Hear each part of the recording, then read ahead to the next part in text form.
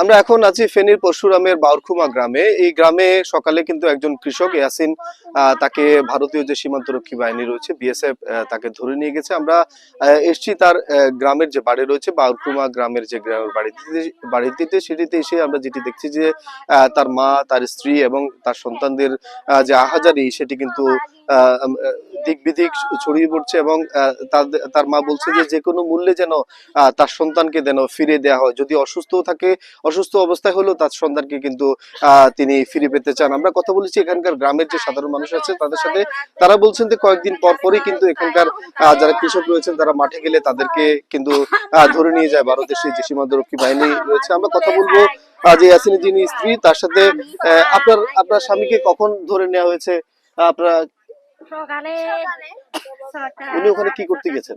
কৃষি কাজে গেছিল, ধান কাটতে গেছিল, এখানে ঘুমিয়ে ছিল, এখানে ধানাইতে গেছিল। পরে বিএসএফ এসে বাংলাদেশ থেকে তুলে নিয়ে গেছে। মাথা আপনি মারধর করছে, ওনাকে হসপিটালে ভর্তি করছে। তারপর বেঁচে আছে নাকি মারা গেছে আমরা কোনো খোঁজ খবর পাইতেছি না। ওর বাচ্চা একটা আর একটা করবে, ওকে আনার ব্যবস্থা করুন, যে করি হোক, যেমন অবস্থা আছে আনার ব্যবস্থা করেন। তাদের কাছে ভিক্ষা চাইতেছি, যে করি হোক ওকে এখানে আনার ব্যবস্থা করুন। সুস্থ সুস্থ আমরা ওকে ফেরত চাই। আপনার সন্তান কখন আপনার কথা আপনার সন্তান কখন গেছে ওখানে? এই যে 6:30-7টার দিকে গেছে ধান কাটার কিছু কাজে। সেখান তো মানে বিয়ে যাবে লই গেছে বই দূরে শুনছি আইতো লাগিয়ে একটু হরি গেছে, লগে আরো লোকজন আসিল, চলি গেছে দুধ দি। এবারে বিটিআর ক্যাম্পে কইছে, আমরাও কইছে, আমরা গেছি। মানুষজন দেখিয়ে তারকার ভিতরে মারধর করছে, মোবাইলে চাইছে, পাইছি আমার ছবি দেখছি। আমার কোন জায়গা আছে, কোন জায়গায় নিছে, কোনো খোঁজ খবর পাইয়েন না। আমার ছেলেরে আমার বুকে ফিরত চাই। সরকারের কাছে এই কথার অনুরোধ, এই দাবি আমার, এইটা বিচার চাই। আমার আমার সন্তান আমি ফিরত চাই। সন্তান হারিয়ে যে আহাজারি আমরা দেখছি যে এই বাউরখুমা গ্রামের এই গ্রামটিতে তার মা যেমনটি বলছেন যে তিনি শুনেছেন যে বিজিবি বিএসএফ তার সন্তানকে ধরে নিয়ে গেছেন এবং বিলোনিয়ার একটি হাসপাতালে তার সন্তান চিকিৎসাধীন রয়েছেন। তিনি চান যে যে কোনো মূল্যে তার যে কোনো মূল্য তিনি চাচ্ছেন যে যে কোনো মূল্যে যে কোনো যে কোনো তিনি চাচ্ছেন যে যে কোনো মূল্যে যেন তার তিনি চাচ্ছেন যে যে কোনো মূল্যে যেন তার সন্তানকে ফিরিয়ে দেওয়া হয়। পরশুরামের বাউরখুমার এই যে সীমান্তবর্তী গ্রাম, এই গ্রামে কিন্তু যে স্থানীয়দের যে ধরে নেওয়ার যে ঘটনা সেটি কিন্তু একটি দুটি নয়। গত 3-4 বছরে এই এলাকা থেকে আরো 3-4 জনকে ধরে নিয়ে গেছে, যারা কেউ ধান কাটতে গিয়েছেন, কেউ ঘরের গবাদি পশুটা নিয়ে মাঠে গিয়েছেন, আবার কেউ কেউ আছেন তার জমিতে ফসলি জমিতে কাজ করতে গিয়েছেন। এরকম অহরহই ঘটছে। গত কয়েকদিন যাবৎ ফেনীর পরশুরামে এই গত কয়েকদিনের যে পরিস্থিতি, ভারত এবং বাংলাদেশের বাংলাদেশের বিভিন্ন সীমান্তবর্তী এলাকায় যে উদ্ভূত পরিস্থিতি, সেই উদ্ভূত পরিস্থিতিতে ফেনীর যে পরশুরাম, ফুলগাজী, ছাগলনাইয়ার যে সীমান্ত এলাকা রয়েছে এখানেও কিন্তু এক ধরনের থমথমে পরিস্থিতি রয়েছে। যে পরিস্থিতিতে কিন্তু বাংলাদেশিরা এক ধরনের উদ্বেগ এবং উৎকণ্ঠার মধ্যে রয়েছে।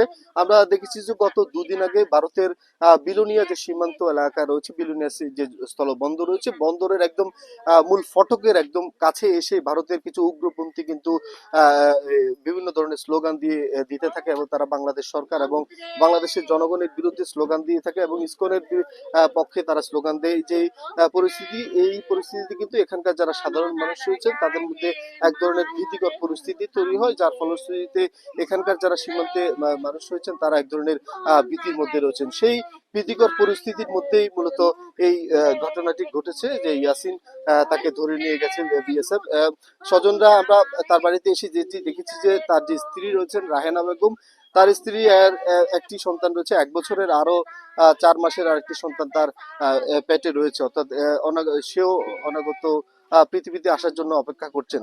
সে চাচ্ছেন যে তার সন্তানরা অপেক্ষা করছেন তার পিতার জন্য, অপরদিকে তার মা অপেক্ষা করছেন তার সন্তানদের জন্য। তারা চাচ্ছেন যে যে কোনো মূল্যে যেন তাদের সন্তানকে ফিরিয়ে দেওয়া হয়। আর এখানকার যারা স্থানীয়রা রয়েছেন, স্থানীয়রা আমাদেরকে যেমনটি বলছেন যে ভারত এবং বাংলাদেশের মধ্যে সম্পর্ক ঠিকঠাকই ছিল, তাদের মধ্যে কোনো ধরনের সমস্যা হচ্ছিল না। কিন্তু গত কয়েকদিনের যে পরিস্থিতি, সেই পরিস্থিতিতে এখানকার পরশুরামের ভারতের বিলোনিয়ার যে লোকজন আছে তাদের মধ্যে এক ধরনের বিরূপ প্রতিক্রিয়া দেখা যাচ্ছে।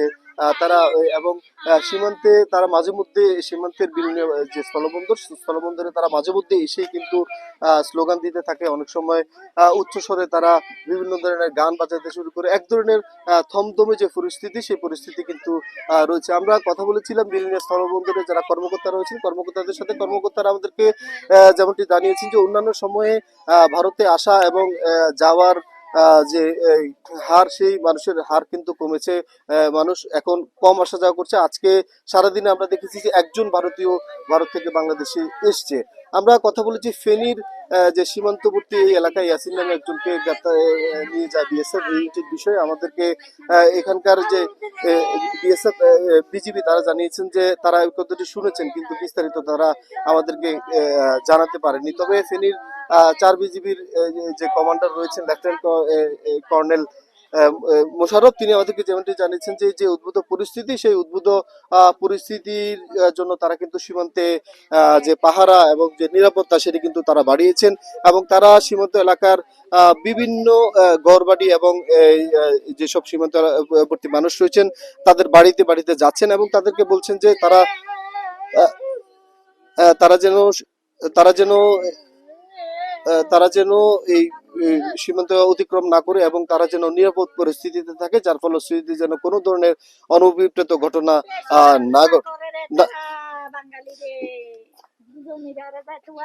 না ঘটে। যে যে ধরনের পরিস্থিতি সাধারণ সব মিলিয়ে ফেনীর পরশুরামের ছাগলনাইয়া এবং ফুলগাজীর যে পরিস্থিতি, সীমান্তে এক ধরনের থমথমে পরিস্থিতি বিরাজ করছে। মানুষের মধ্যে এক ধরনের উদ্বেগ এবং উৎকণ্ঠা বিরাজ করছে। তবে ইয়াসিনের যাকে ধরে নিয়ে হয়েছে তার স্বজনরা বলছেন যে কোনো মূল্যে